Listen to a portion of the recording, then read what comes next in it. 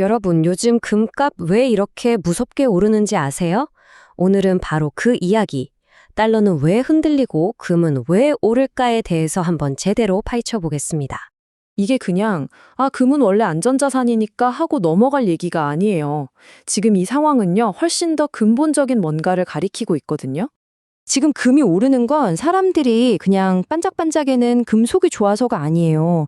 어쩌면 우리가 매일 쓰는 이 돈 자체를 예전만큼 못 믿겠다는 그런 강력한 신호일 수도 있다는 거죠. 자, 그럼 그 신호의 중심에는 뭐가 있느냐? 바로 미국 경제가 돌아가는 방식 자체가 근본적으로 바뀌었다는 점이 있습니다. 예전에는 미국 경제가 벌고 저축하고 또 투자해서 성장하는 그런 구조였다면 지금은요, 빚을 늘리고 돈을 풀고 그걸로 버티는 구조가 됐다는 분석이 나오는 겁니다. 이걸 좀 어려운 말로 크레디티즘이라고 부르는데요. 경제학자 리처드 던컨이 만든 말인데 쉽게 말해서 예전엔 저축과 투자가 경제 엔진이었다면 이제는 신용, 그러니까 빚하고 소비가 경제를 끌고 간다는 뜻입니다. 이 비유를 들면 이해가 확 돼요. 예전엔 월급으로 알뜰살뜰 살림하던 집이 지금은 카드 돌려막기로 버티는 집이 된 느낌이랄까요? 이번 달 카드값 막으려고 다음 달 카드 긁고 또 그 다음엔 대출 받아서 막고 겉으로는 아직 멀쩡해 보여도 속은 점점 빚에 완전히 의존하게 되는 거죠. 그리고 그 규모가 정말 상상을 초월합니다. 보세요. 불과 17년 만에 미국 정부 빚이 30조 달러나 늘었답니다. 30조 달러요. 이게 그냥 하는 말이 아니라 정말로 빚에 의존하는 경제가 됐다는 명백한 증거죠. 아니, 그럼 대체 언제부터 이렇게 된 걸까요? 역사를 쭉 거슬러 올라가 보면 아주 중요한 해가 하나 나옵니다. 바로 1971년이에요. 바로 1971년에 미국이 이제 달러 가져와도 금으로 안 바꿔줘 하고 선언을 해버립니다. 이걸 닉슨 쇼크라고 하죠. 예전에는 금고에 있는 금만큼만 돈을 찍을 수 있었다면 이때부터는 사실상 마음만 먹으면 돈을 찍어낼 수 있는 길이 열린 거예요. 비유하자면 돈을 찍어내는 수도꼭지에 굳게 잠겨있던 자물쇠가 철컥하고 풀려버린 순간입니다. 자, 그렇게 수도꼭지가 열렸습니다. 그럼 그 물은 다 어디로 흘러갔을까요? 누가 이득을 보고 누가 손해를 봤을까요? 이게 그 결과를 아주 적나라하게 보여주죠. 풀린 돈들이 어디로 갔냐? 네, 바로 주식이나 부동산 같은 자산 시장으로 흘러들어갔습니다.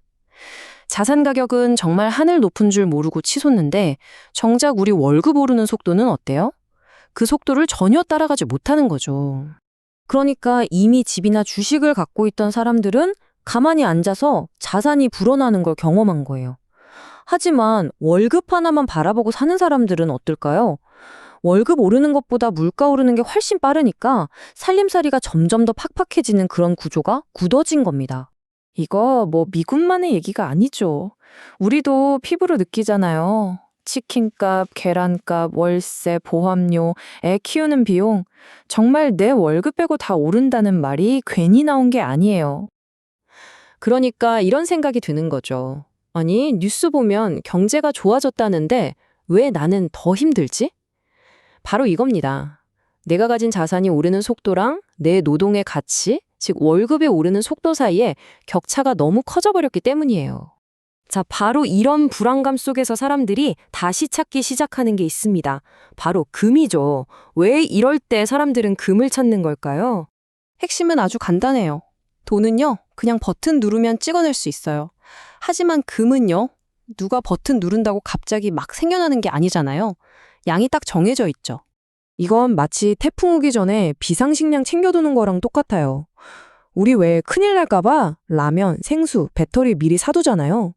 그것처럼 경제가 불안하고 돈의 가치를 믿기 어려울수록 사람들은 진짜 손에 잡히는 실물 자산, 바로 금을 찾게 되는 겁니다. 그런데 여기서 정말 중요한 게 있어요. 그럼 위기 오면 무조건 금이 답이네? 이렇게 생각하면 좀 위험합니다. 금도 완벽한 해결책은 아니에요. 왜냐? 금은 이자를 안 주거든요. 한번 생각해 보세요. 만약 은행에 돈 넣어두면 이자를 10%씩 준다고 쳐요. 그럼 여러분, 이자 한 푼 안 나오는 금덩이를 사시겠어요? 아니면 은행에 돈을 넣으시겠어요? 당연히 은행에 넣겠죠. 그러니까 금은 무적의 자산이 아니라 금리가 낮고 세상에 불안할 때 특히 강해지는 약간 조건부 히어로 같은 존재라는 걸 꼭 기억해야 합니다. 자, 그럼 이제 이 글로벌한 이야기가 대한민국에 사는 우리에게는 어떤 의미가 있는지 한번 살펴보겠습니다. 이게 진짜 중요해요. 미국 달러가 흔들린다. 그럼 우리는 이걸 바로 피부로 느낍니다. 원화 가치가 떨어지죠? 즉, 환율이 올라요. 그럼 수입해오는 모든 것들의 가격이 오릅니다. 기름값 오르죠? 해외여행 가기 부담스러워지죠? 쉽게 말해서 미국이 재채기하면 우리는 독감에 걸린다는 말처럼 환율과 물가로 먼저 열이 확 오르는 구조인 거예요. 특히 금값은 더 심합니다. 여기서 한국인이라면 반드시 알아야 할 금값 공식이 있어요. 우리가 체감하는 국내 금값은요, 국제 금값과 원달러 환율, 이 두 가지가 같이 움직여요. 그러니까 국제 금값은 별로 안 올랐는데 환율이 확 뛰어버리면 우리가 사는 금값은 훨씬 더 무섭게 오를 수 있다는 거죠. 이거 정말 중요합니다. 자, 그럼 지금까지의 이야기를 한번 정리해 볼까요? 우리가 여기서 뭘 기억해야 할까요? 첫째, 돈을 많이 푼다고 해서 모두가 함께 부자가 되는 게 아니라는 것. 오히려 자산을 가진 사람과 그렇지 않은 사람의 격차를 더 벌릴 수 있다는 점입니다. 둘째, 금값이 오르는 건 시장이 지금 뭔가 불안하다고 보내는 신호, 일종의 온도계로 봐야지 모든 걸 해결해 주는 만병통치약은 아니라는 점이에요. 그리고 마지막 셋째, 우리한테 진짜 중요한 건 그래서 달러가 망하나 이런 극단적인 질문이 아니에요. 그보다는 달러의 흔들림이 우리 원화 가치, 물가, 금리에 구체적으로 어떤 영향을 미치는지를 계속 지켜보는 겁니다. 결론적으로 미국 경제가 점점 더 빚에 의존하는 구조로 바뀌면서 생기는 이 거대한 파도는 한국에는 환율과 물가라는 형태로 아주 직접적으로 밀려옵니다. 그래서 지금 우리가 해야 할 일은 막연하게 겁먹는 게 아니에요. 이 거대한 구조가 어떻게 돌아가는지를 이해하는 겁니다. 이렇게 돈의 방향 자체가 흔들릴 때일수록 우리는 더 차분하게 그리고 더 정확하게 그 흐름을 읽어내야 합니다.